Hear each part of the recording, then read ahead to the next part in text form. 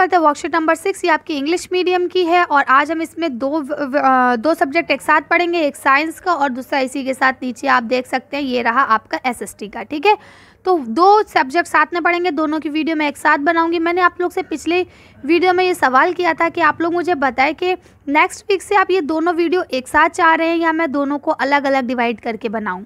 ठीक है, तो आप लोग मुझे इसका रिप्लाई करेंगे, जैसा आप लोग कहेंगे नेक्स्ट वीक से मैं वैसे ही करूँगी, क्योंकि एक साथ बनाने में थोड़ी सी गड़बड़ हो जाती है, कुछ आंसर मिस हो जाते हैं, कभी कदार कोई क्वेश्चन रह जाता है, तो इसमें थोड़ी प्रॉब्लम हो रही है। अगर आप लोग कहें तो मैं अलग अलग बना दूंगी, तो उसमें भी कोई प्रॉब्लम नहीं होगी आप लोगों को। ठीक है ना, एक साथ दो वर्कशीट्स आएंगी तो दोनों को मैं अलग अलग करके बनाऊंगी। चलिए फिलहाल इसे पढ़ना शुरू करते हैं। आप लोग इसे अच्छे से लेबल कर लेंगे, वर्कशीट नंबर, डेट, अपना नाम, अपने क्लास टीचर का नाम, सब्जेक्ट और अपना क्लास आप लोग लिख लेंगे। आज हम लोग क्या पढ़ेंगे, कंपोनेंट्स ऑफ फूड, यानी कि खाने के अंदर जो घटक होते हैं, क्या क्या पदार्थ हमें एक जो हम खाना खाते हो वो किन किन चीज़ों से मिल के बना है उसके बारे में हम जानेंगे। तो अभी तक हम पीछे पढ़ चुके कि विटामिन, कैल्शियम, मिनरल्स, ये सारी चीज़ें खाद्य पदार्थों के अंदर पाई जाती थी। ठीक है, यानी कंपोनेंट्स ऑफ फूड थे। आज हम दो कंपोनेंट्स ऑफ फूड पढ़ेंगे, एक पढ़ेंगे रफेज और दूसरा पढ़ेंगे वाटर। अब हम पढ़ेंगे रफेज के बारे में। तो लिखा है in additional to the nutrient roughage और fibre is an initial parts of any healthy diet, यानी कि रफेज और फाइबर्स जो हैं वो किसी भी हेल्थी डाइट के लिए बहुत ज़्यादा ज़रूरी हैं। The main function of the roughage is to add bulk to the daily diet, यानी कि रफेज का जो मेन काम है वो क्या है, वो है आपके डेली डाइट को फुलाना, मोटा करना उसको। ठीक है, क्यों, क्योंकि वो इतनी आसानी से डाइजेस्ट नहीं होता। देखिए यहाँ लिखा है we can not digest roughage, हम उसे आसानी से डाइजेस्ट नहीं कर सकते, हम हजम नहीं कर पाते उसे। So it add bulk to the faeces, यानी फिर वो क्या करता है, फिर वो हमारे खाने में मतलब हमें मोटा करने में मदद करता है, हमें हेल्थी करता है। ठीक है, this aids in the digestion process and healthy function of the bowel systems, यानी कि जो नसों का जो आपकी आते पीते होती है उसके अंदर जो आपका वेस्टेज निकलने का फंक्शन होता है, ये भी उसे बहुत अच्छी तरीके से करता है। Roughage is mainly provide by plants product in our diet, यानी ये हमें ज़्यादातर कहाँ से मिलता है, प्लांट प्रोडक्ट से ही मिलता है। Fruits are one common source of roughage, for example apple, grapes, papaya. ठीक है, यानी फल जो है वो इसका एक सामान्य स्रोत है, यानी कि आप सिर्फ फल खाएंगे आपको रेशे उसके अंदर मिलेंगे। Whole grains are also common source of roughage, यानी कि होल ग्रेन्स किसे कहा जाता है, जो आपके खाने के दाने होते हैं, जैसे एग्जाम्पल के तौर पे आपके गेहूँ, बाजरा, ये सब चीज़ें। ठीक है, ये भी आपका रफेज का एक सोर्स है। अब आपका लिखा है वाटर, आज हम वाटर के बारे में पढ़ेंगे। क्या लिखा है, we can't imagine living without water even for a day, यानी हम एक दिन के लिए भी बिना पानी के ज़िंदगी को नहीं मान सकते, हम नहीं इमेजिन कर सकते कि हम एक दिन भी पानी के बिना रह सकते। At least 6 to 8 glasses of water should be taken every day, यानी कम से कम 6 से 8 गिलास पानी हर इंसान को एक दिन में पीना चाहिए। Even more in hot and dry weather, और इससे ज़्यादा पीना चाहिए जब मौसम गर्म और सूखा हुआ हो, खुश्क हो। ठीक है, अब क्या लिखा है, some amount of water is also obtain from fruits and vegetables, यानी पानी की कुछ मात्रा आपको फलों में और सब्जियों में भी मिलती है। एग्जाम्पल के तौर पे अब आप देख सकते हैं जब किसी को पानी की कमी होती है तो डॉक्टर क्या कहते हैं, आप इसे ना तरबूज खिलाइए या इसे खरबूजा खिलाइए, क्यों, क्योंकि उसके अंदर, या खीरा खिलाइए, क्यों, क्योंकि उसके अंदर पानी की बहुत मात्रा होती है ना। अब क्या लिखा है, वाटर इज़ नीडेड बिकॉज, पानी हमें क्यों ज़रूरी है, इसकी आवश्यकता क्यों पड़ती है, तो उसके आपको 4 पॉइंट्स दिए गए हैं। सबसे पहला पॉइंट ये दिया गया है कि it is good solvent and it help, देखिए 2 बार एंड है, एक ही बार लिखेंगे आप, help in carrying the digest food to all parts of the body, यानी वो हमारी जिस्म के चाहे किसी भी हिस्से में खाना हो या वेस्ट मटीरियल हो उसे डाइजेस्ट करके या तो खून बना देता है या उसे बाहर निकालने में मदद करता है। कौन, पानी। ठीक है, पानी एक ऐसा तरल पदार्थ है जो पूरे पेट को, पूरी सेहत को हमें फिट एंड फाइन रखने में मदद करता है।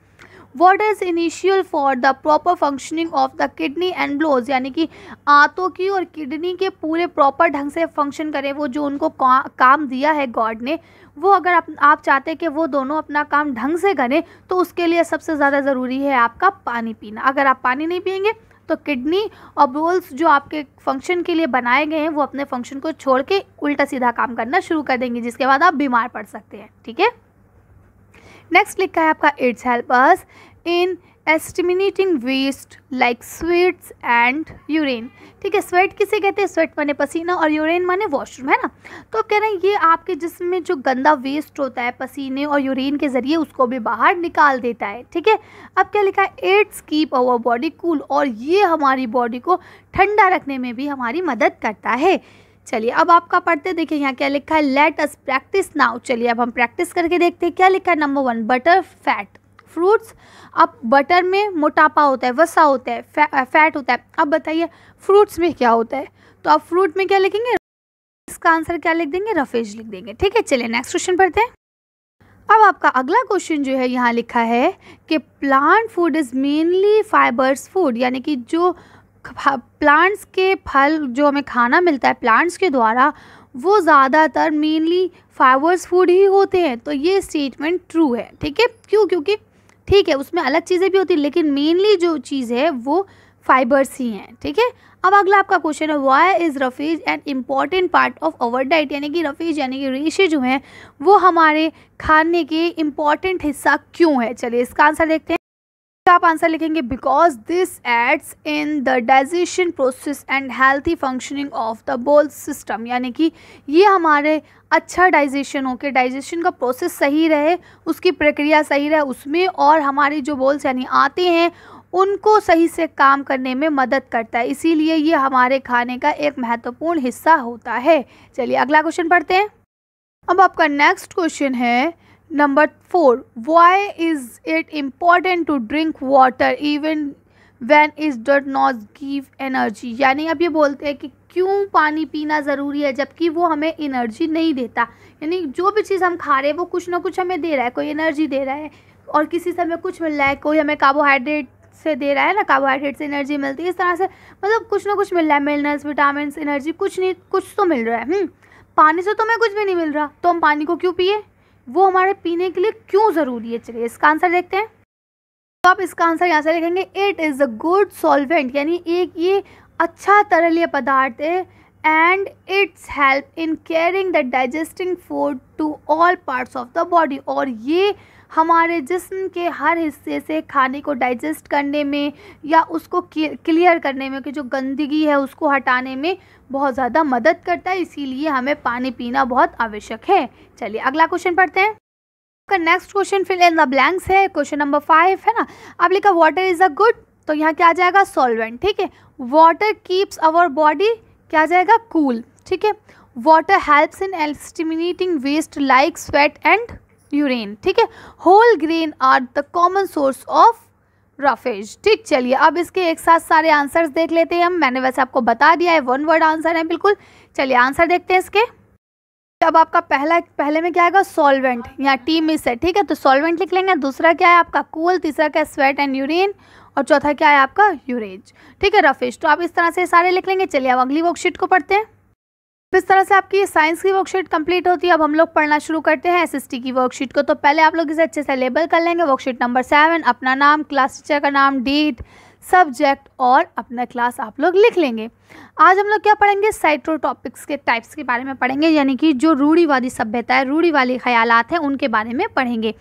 जैसे कि आपको नीचे कुछ सेंटेंस दिए गए, ये इसके एक अच्छे उदाहरण है। चलिए पढ़ते हैं क्या लिखा है। Read the sentence given below. यहाँ क्या दिया गया है? बॉयज़ डोंट क्राई, यानी लड़के कभी भी नहीं रोते। तो क्या ये सही बात है? नहीं, कुछ लड़के रोते भी हैं। सेकंड क्या है? गर्ल्स आर गुड कुक, यानी लड़कियां जो हैं वो अच्छी शेफ होती हैं, वो बहुत अच्छा खाना बनाती हैं। क्या ये सच है? नहीं, लड़के भी तो बहुत अच्छा खाना बना लेते हैं कभी कदार। नेक्स्ट क्या है? Girls should know house hold works not study, यानी लड़कियों को घर के काम काज सीखना चाहिए, पढ़ाई नहीं सीखना चाहिए। क्या ये सही है? नहीं, मैं भी तो लड़की हूँ, मैं तो पढ़ी हुई हूँ, है ना। तो ये भी गलत है। तो ये सब क्या है? ये सारे आपके एग्जाम्पल्स हैं रूढ़िवादी सभ्यता के, जो पुराने लोग मानते थे। अगला पॉइंट क्या लिखा? People from village can not speak good English, यानी कि जो लोग गांव के रहने वाले हैं वो कभी भी अच्छी इंग्लिश नहीं बोल पाते। अगला क्या? People with disability needs hour extra care, यानी कि जो इंसान डिसेबिलिटी हैं, यानी कि दिव्यांग हैं, जिनको गॉड ने कोई एक चीज़ नहीं दी उनके शरीर की, जैसे किसी को आँखें नहीं दी या किसी को पैर नहीं दिए, उनको हमारी केयर की ज़्यादा ज़रूरत पड़ती है, तो ये भी गलत है। मेरे साथ कॉलेज में इतने बच्चे ऐसे पढ़ते थे, ऐसी लड़कियां बहुत सारी थी जो बेचारी ब्लाइंड्स थी, ठीक है, लेकिन उसके बावजूद वो पूरे कॉलेज में कहीं भी उन्हें जाना होता तो ऑफिस में, स्टाफ रूम में, सब जगह अकेले जाती थी। ये अलग बात है कि किसी ने उन्हें देख लिया, कहाँ जाना है आपको, आइए मैं छोड़ देता हूँ या मैं छोड़ देती हूँ, तो वो अलग चीज़ है, लेकिन कभी उन्होंने ये नहीं कहा कि आप मुझे वहाँ तक छोड़ दो, है ना। तो ये सारी क्या, ये सारी रूढ़िवादी बातें हैं। These are sentence true? No, these are example of stereotypes, यानी कि ये आपके जो एग्जाम्पल हैं ये रूढ़िवादी सभ्यता के एग्जाम्पल्स हैं, ये बातें सच नहीं है। अब क्या लिखा है अगला क्वेश्चन, यहाँ पे आप देखिए पढ़ेंगे, this is the way boys are and this is how girls are, यानी ये एक तरीका है पुराने ज़माने से कि लड़कियाँ ऐसी हैं, लड़के ऐसे हैं। These are statement we hear continuously and accept without even thinking, यानी क्या हम ये सब चीज़ें सुनते रहते हैं और बिना कुछ सोचे समझे उसको हम एक्सेप्ट भी कर लेते हैं। And we start believing that each one of us must behave accordingly, और हम इसी बात को मान लेते हैं और जैसा अगला चाहता है उसी के अकॉर्डिंग हम बिहेव करना शुरू कर देते हैं। मतलब ये कि अगले ने कहा कि लड़कियां कमज़ोर होती हैं, अब हम लड़की हैं, हमने भी मान लिया, हाँ सभी तो कहते हैं लड़कियां कमज़ोर होती हैं, इसका मतलब हम भी कमज़ोर हैं। लेकिन नहीं, ये आपकी रूढ़िवादी सभ्यता है। गॉड ने हर किसी को एक स्पेशल पावर दी है जो उसके अंदर है, ठीक है। तो हमें कभी भी पुरानी सभ्यताओं को नहीं मानना चाहिए, हमें अपने अंदर सोचना चाहिए कि हमें गॉड ने क्या दिया। हम अच्छे पेंटर हैं या हम अच्छे कुक हैं, ये नहीं मायने रखता कि आप लड़के हैं या लड़की, मायने ये रखता है कि आपको क्या काम आता है, किस काम में आपको इंटरेस्ट है, आप किस काम में आगे जाके तरक्की कर सकते हैं, है ना। तो वही चीज़ आज हमें समझाने की कोशिश की जा रही है कि हमें बिल्कुल भी पुरानी बातों को दिमाग से निकाल के अपने बारे में, अपने अपने दोस्तों के बारे में एक अच्छी राय कायम करनी चाहिए, ठीक है। अब यहाँ क्या बोलते हैं, we fit to all boys and all girls into an image that society create around us, और फिर हम सारे लड़के या लड़कियाँ उसी इमेज में ढल जाते हैं जो हमारे इर्द गिर्द हमारे समाज ने हमारे सामने बना के रखी होती हैं, ठीक है। When we fix people into one image we create a stereotypes, यानी कि जब हम सारे आदमियों को, सारे पीपल्स को, सारे इंसान को एक ही शक्ल में देखने लगते हैं, एक ही छवि में नापने लगते हैं, तो ये आपकी रूढ़िवादी सभ्यता कहलाती है, ठीक है। अब क्या लिखा, साइटोट्रैप्स stop us from looking at each person and as a unique individual with his and her own special quality and skill that are different from। अब ये कह रहे हैं कि ये जो साइटोट्रैप्स है ना, ये हमें रोक लेता है। किस वजह से रोक लेता है, ये हमें किसी इंसान की अच्छी चीज़ें, यानी जो उसके अंदर क्वालिटी है जो दूसरों के पास नहीं है, कोई काबिलियत जो औरों के पास नहीं है, वो हमें जानने नहीं देता है। समझ रहे हैं आप क्या है, क्योंकि हमने तो सबको सोच लिया कि ये तो सारे गाय हैं, अब उसमें अगर कोई भैंस दिखेगी भी ना तो हम कहेंगे नहीं नहीं नहीं, सब कह रहे थे गाय हैं तो ये गाय है, यहाँ पे कोई भैंस है ही नहीं। यही चीज़ हो रही है यहाँ पे, ठीक है। From others they fit large number of people into only one pattern और टाइप्स, यानी हम बहुत सारे लोगों को एक ही नंबर में गिन लेते, एक ही पैटर्न से गिनने लगते हैं। Stereotypes effects all of as a prevent from doing creating certain things that we might want to do, ठीक है। अब ये क्या है, ये हमें एक ही घेरे में घेर के रख लेता है, जिसके बाद हम ये भूल जाते हैं कि हमें क्या करना चाहिए और हम क्या करना चाह रहे थे, ठीक है। अब आपको यहाँ दिए गए हैं कुछ questions, write down some examples of stereotype saying in the following words, western clothes, villagers और फॉरनर, यानी अब आपने वेस्टर्न ड्रेस, फॉरनर्स और विलेजर के बारे में क्या ऐसी पुरानी बातें सुनी है जिन्हें आप लिख सकते हैं। तो चलिए इसका आंसर हम लोग देखते हैं। आप इसका आंसर यहाँ लिखेंगे कि Hindustani girls should not wear western clothes, यानी कि पुराने ज़माने के लोगों की ये मान्यता थी, ये वो मानते थे कि कोई भी हिंदुस्तानी लड़की वेस्टर्न ड्रेसेस को नहीं पहनेगी, ठीक है। नेक्स्ट क्वेश्चन क्या है, villagers do not take care of their health, यानी कि जो गांव के लोग होते हैं वो अपनी सेहत का ख्याल नहीं रखते, तो ये भी गलत है, ये हमने पिछली वर्कशीट में पढ़ा था, इसीलिए मैंने यहाँ आज लिख दिया है आपको। नेक्स्ट क्या लिखा है, फॉरनर्स शुड नॉट ट्रस्ट, यानी जो फॉरनर्स हैं, जो बाहर से विदेशी लोग आते हैं, उनके ऊपर हमें भरोसा नहीं करना चाहिए, ठीक है ना। तो ये तीनों पॉइंट्स मैंने आपको बता दिए। चलिए आगे पढ़ते हैं।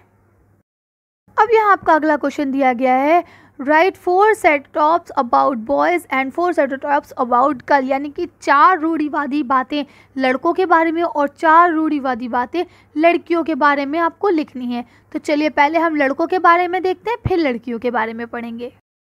पहले यहाँ पे लिख देंगे बॉयज़ आर वेरी स्ट्रॉन्ग। ये रूढ़िवादी बात है कि सारे लड़के जो हैं वो बहुत ज़्यादा ताकतवर होते हैं। Boys should not do household work, यानी लड़कों को घर के कामकाज नहीं करने चाहिए।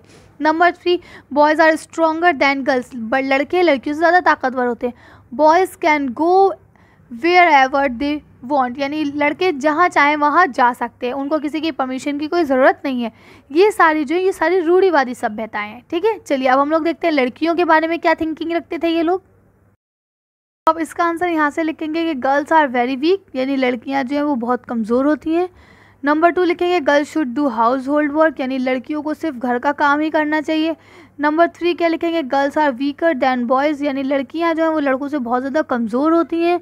नंबर 4 आप क्या लिखेंगे, girls can't go anywhere without the consist of the housemates, यानी लड़कियां घर से बाहर नहीं जा सकती जब तक कि उनको घर वाले परमिशन ना दें। ठीक है, तो ये सारे पॉइंट्स हमने लिख दिए हैं चारों। तो आज की वर्कशीट आपकी यहीं खत्म होती है। आज की वीडियो में बस इतना ही। अगर आपको हमारी वीडियो पसंद आई हो तो प्लीज़ इसे लाइक और शेयर करें। अगर अभी तक आपने हमारे चैनल को सब्सक्राइब नहीं करा है तो प्लीज़ हमारे चैनल को सब्सक्राइब करें। Thank you for watching.